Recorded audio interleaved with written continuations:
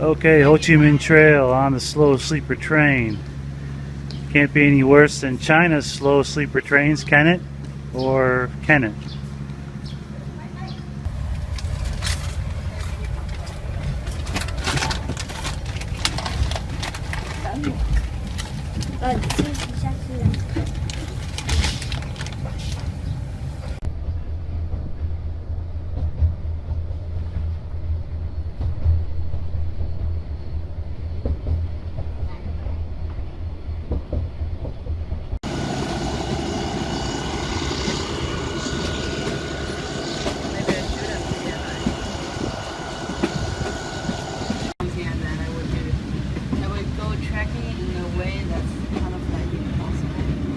Hard to tear yourself away from this.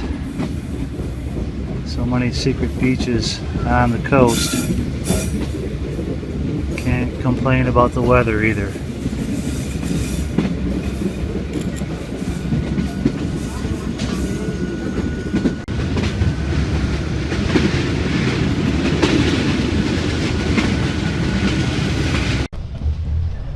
So exactly what does a sleeper car in Vietnam look like? Well, these cars here have 4 beds, 4 bunks, 2 abreast on each side, and they've got a small table there to put food and drinks.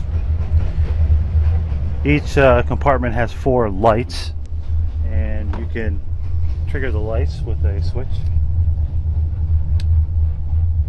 Also has power outlets. Main window of the cabin to look out. Main power switch for the lights overhead. No smoking, but that can be ignored. And these foot pegs here allow you to go to the upper bunk. See coat hanger there, and standard shelf with a net that comes down.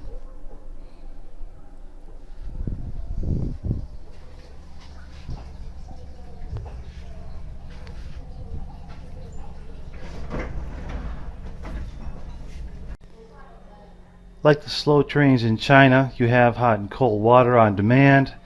Not sure if this is filtered or not, but I'm assuming that it isn't. Of course, you have a beverage cart that comes by occasionally. Emergency tool kit, and that's nice to see. You've even got some medical kits that are posted on the outside of each cabin. Now, this happens to be the 7th car. On this train there are 10 cars, I believe, and they get gradually better as you go back in the train. However, I'll show you the cabins on the 1st, 2nd, and 3rd car, and you'll see there's a huge difference between a 1st class ticket, a 2nd class ticket, and a hard seat or standing ticket. The price also very different for those varieties of travel tickets. Occasionally you'll see something like this. This is a pipe, and I'm not sure what it's doing here in the restroom area on the floor, but you know, expect the unexpected. And you know, water pipes like this can be anywhere at any time.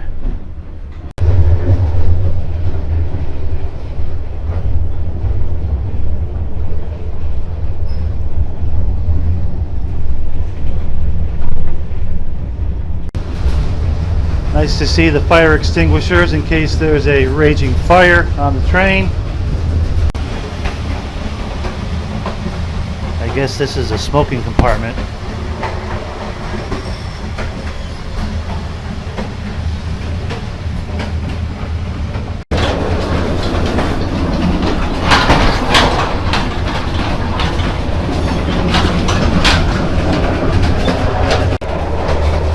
Here's to hoping that this thing doesn't come off the tracks.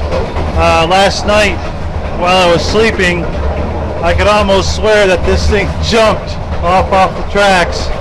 Big thuds, big stops, unexpected things. That's what's going to happen when you're in a Vietnamese train. So don't expect to get a good night's rest. Expect the unexpected, and bring plenty of food, like I said, because you never know when your next meal is going to come. And 12 to 16 hours is a long time. Alright, these ceilings are about, I would say, 195, 200 cm tall. And for a tall guy like yours truly, clear as vodka, sometimes you're going to hit your head going through here. Okay, height is not really one of the traits of Vietnamese. So tall dudes like me are going to have some trouble fitting into some spaces. Okay, cars 3, 2, and 1. Now it gets a little bit more rustic and less comfortable as the ticket price goes down. You certainly will see a difference in these cabins, and in some cases there's just wooden benches. Now these bunks here are metal. They fold smaller, and they stack them 3 high. No table to eat with, and no plug-ins for your electric devices. Okay, car 1, the cheap seats, wooden benches, and if you don't get a bench, you got to stand the whole way, which has got to be incredibly difficult. So these people here have got to bring a blanket and a pillow and all the other stuff that you would like to have if you're going to sleep all night in this car. Here we come up on the bar car, or the food car, where you can get concessions.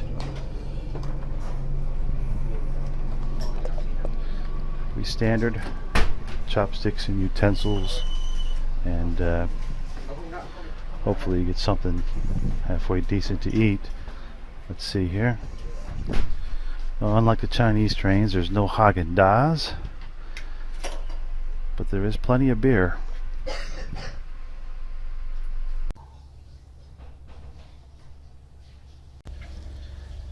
The restrooms, how are they? Well, better than you can expect. Really more like an airline toilet and a metal sink.